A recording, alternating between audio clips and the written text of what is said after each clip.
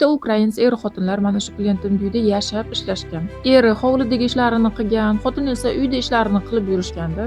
Nevaralari, qizlari hammasi Ukrainada qolgani uchun oxiri farzandlarimiz yoniga ketaylik deb urush bo'lsa ham baribir ketishdi. Почти 6 yil yashashgan ekan bular uyda. Klientim ham rosa yaxshida, bularning mazasi bo'lmasa больницаga ham olib borishgan, ovqat qilsa ovqat ham berishgan. Hozir ham uylariga er-xotin pomochniklar qidiryapti, lekin beginani yaqinlashtirmaydi даже. O'zlari tanigan, ili o'rtoqlari sovetovat qilgan insonlardagina olib kiradi uyga.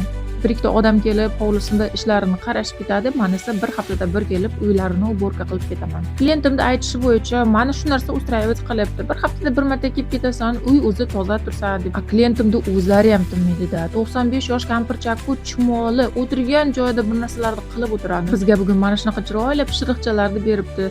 Угощайтесь deb. Запечённая рыбка с овощами bizda obedda. Как же без кофе? Krevetkani esa klientim o'zlariga qovurishyapti ekan. Просто videoga oldim. Mana misol uchun mana shu qo'limdagi narsani ham 95 yosh kampircha полностью noldan o'zlari tikkanlar. Shunaqa qo'l mehnatlari uyini har bitta burchaklarida bor. Bugun o'zlarini uyini ikkita etajni yig'ishtirdik-da, keyin mana shu oldin yashagan er-xotinlarning uylarini yig'ishtirib berdik. Do'stlar, agar video yoqqan bo'lsa, like, podpiska bosib qo'yinglar, xursand bo'laman.